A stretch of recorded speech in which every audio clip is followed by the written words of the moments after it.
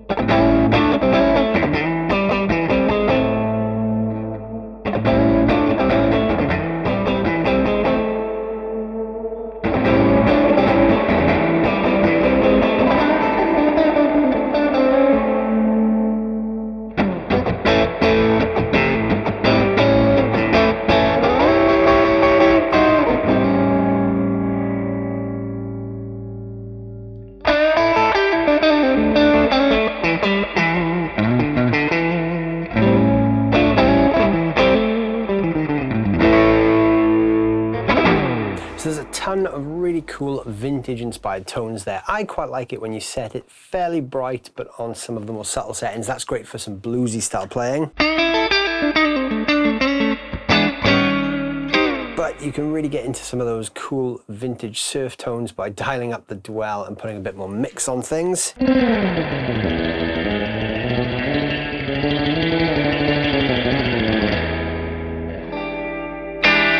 So while you're not going to get that huge dispersion of like a digital reverb, you're definitely going to get a pretty big dispersion. So even with the dwell on full and the mixer on halfway, there's still quite a lot of space going on there. Still a good couple of seconds of reverb tail. All right, so next up we've got the Surfybear Metal. So aesthetically, this is instantly different. This comes in an aluminium chassis instead of a wooden chassis, but the circuit inside is essentially the same. It also has the same Accutronics Type 4 Spring Reverb pan inside the unit. So the differences between the Surfybear Classic you just heard and the Surfybear Metal that's now in front of you is that this one is fully true bypass. So we actually have a foot switch here, so this could be mounted on a pedal board if you want. It's pretty big, so I don't know if you would mount something this size on a pedal board, but you could if you wanted to. So we've got this on and off foot switch here, which has this really cool ring light LED around it. When the foot switch is switched off, we are getting that true bypass signal. So all the jacks are actually top mounted on this one, which again, lends itself a little bit better to this being on top of your amp, but it could work just as well on a pedal board. You can also add the foot switch in. There's a foot switch jack over here. So like I said, this is true bypass, and the other thing that's different about this is we've got this master volume. So we've still got the same other controls. We've got the dwell, which is the amount of the reverb, the mixer, which is obviously the wet-dry ratio, and the tone, which is the brightness. The volume controls the output volume of the reverb. So this actually has a little bit of a clean boost built in as well. So like I said, the Classic, not being true bypass, does shave a little bit of your top end off, but with this volume control and the inbuilt clean boost, you can sort of bring some of that sparkle back to the table. So if you want a reverb that is super clean, super pristine, this is going to suit your needs more if you want those modern true bypass sounds. If you're not too worried about that, then the Classic's definitely the way to go. So I'm going to start just by setting everything straight up to 12 o'clock, and then, like last time, I will just play a bit and move the controls so you can hear the range of what this thing does.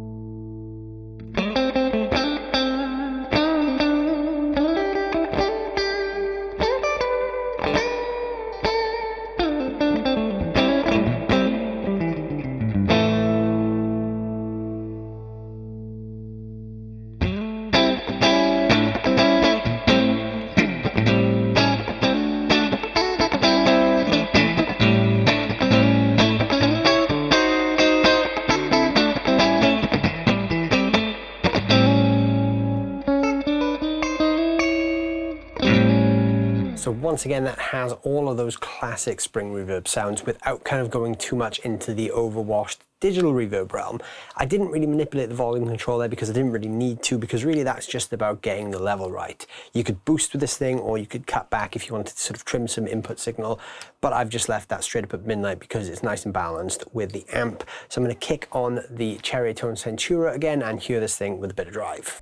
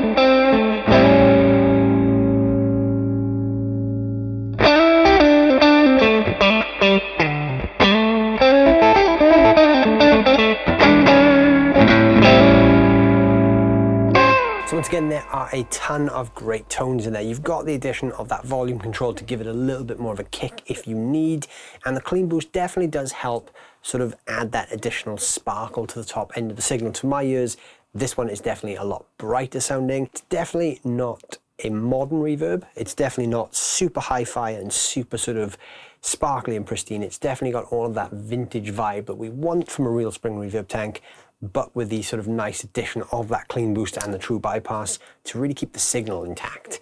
Now, again, to my ears, I still lean a little bit more on that non-true bypass thing just because I prefer the sound of the vintage style springs, but this is a great sounding unit as well. So on to the next one. So now we've got the Surfybear Compact. This is obviously a more pedalboard friendly size. This is much smaller than the other two units.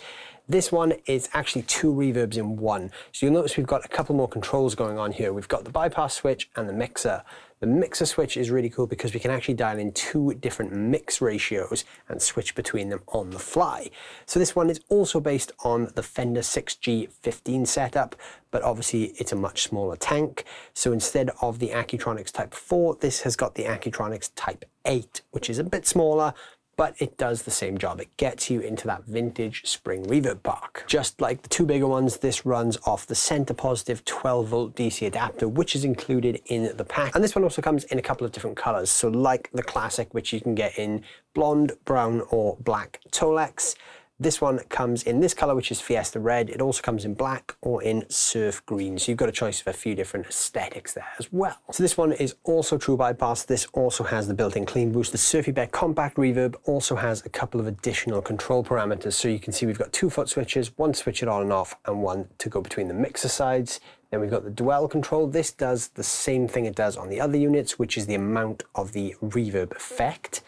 The decay is really useful because this is the length of the reverb tail.